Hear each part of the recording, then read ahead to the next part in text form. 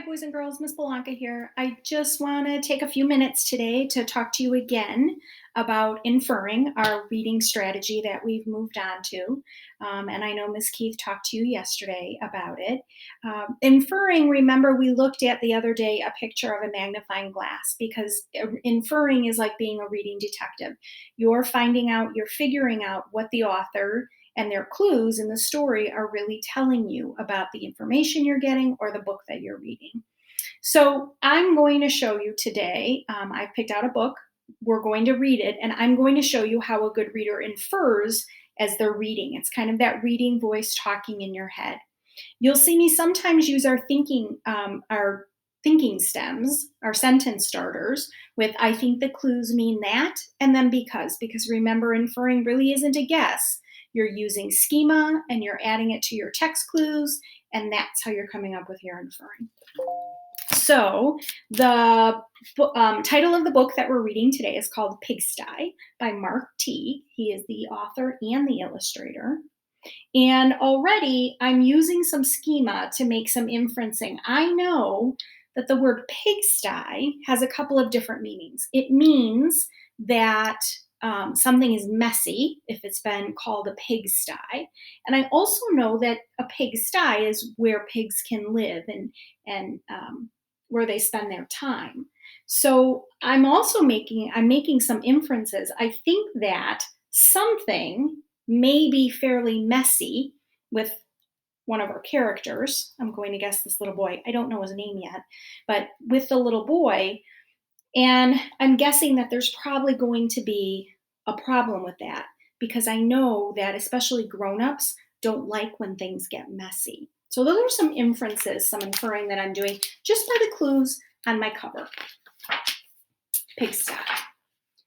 Monday afternoon, Wendell Flutz's mother told him to clean his room. It's turning into a pigsty, she said. And I'm also noticing I want to make an inference about something that I see down here. It's a clue in the picture. And I think what's happening is this illustrator, author and illustrator, they're giving me a clue.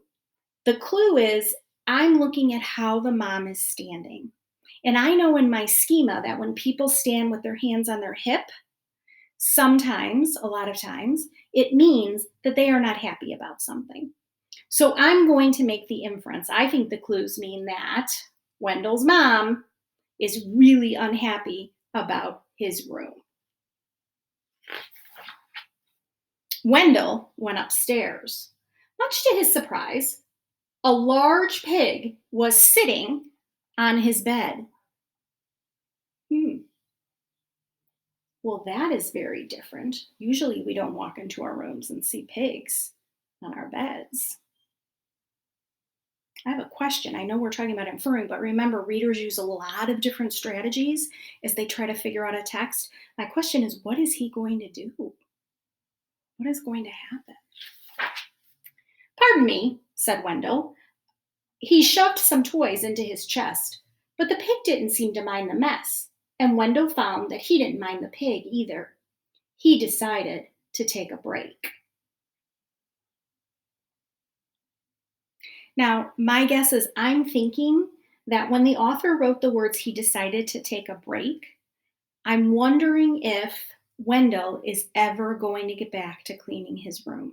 I'm going to infer that he's taking a break, and with the pig sitting on his bed, that he may not get back to cleaning his room, and then I'm going to think that mom is probably going to be upset with him. When Wendell's mother came to look at his room, the pig was hiding, but the mess was still there. She threw up her hands. Okay, Wendell, she said, if you want to live in a pigsty, that is up to you. I also know I'm taking the clue of mom's throwing up her hands. That means she's done. She's done trying to get Wendell to clean his room. So I'm wondering if that's going to happen. Wendell could hardly believe his luck. Now I can live however I want. He didn't even worry when he came home on Tuesday and found a second pig in his room. The mess had grown a bit worse, but he was able to jam most of it under his bed. Pigs are all right, he said. as long as it's only one or two. So if I think about this, I think that the pigs are getting very comfortable at living in Wendell's room because I see that they're on the floor. They've brought some books to read. There's more clues that they're playing with some of his toys. So I'm thinking that these pigs are feeling pretty comfortable in Wendell's pigsty of a room. And you can also, boys and girls, get clues. There were several clues that came from the pictures, the illustrations. Don't forget that as good readers, you need to look at the pictures and figure out if the pictures are trying to tell you something or give you clues about something. In fact, they had a wonderful time. They played Monopoly until late each night and left the pieces lying all over the floor.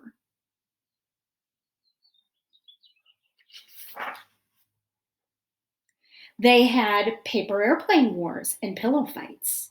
The bed became a trampoline. So I'm going to use the clues to think that Wendell is really having a good time with these pigs. And some of the clues that I'm using to make my decision about this is they're playing pillow fights. They're having they're building airplanes, paper airplanes together. They've made his bed a trampoline. These are all fun things. I know that that's in my schema. So I'm guessing that he's having a great time with them. Then 2 more pigs showed up. The mess just grew and grew. I am going to think about something. I'm going to wonder if Wendell is going to now be okay with more pigs coming to his room. So if 2 were already there and 2 have just come, we now have 4 pigs in Wendell's room.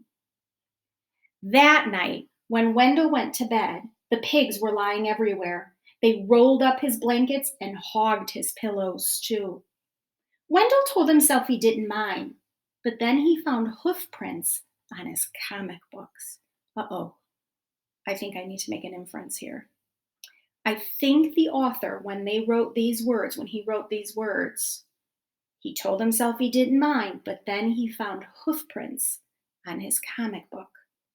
That sentence, he found hoof prints on his comic book, is a really good clue that Wendell is starting to not be okay with those pigs, with the 4 pigs he now has in his bedroom. And I'm thinking that because he's already finding things that he doesn't like that they're doing. And Friday, when he got home from school, he saw that someone had been sitting on his basketball. And his baseball cards were chewed. Uh-oh. 2 more clues that the author is giving me that Wendell is becoming a little bit tired of having these pigs in his room. So my inference would be Wendell is starting to not be okay with having all the pigs. And the clues that I'm using are his baseball cards are being chewed. Someone sat on his basketball. And then we had the clue from this page that we used where there were hoof prints on his comic book.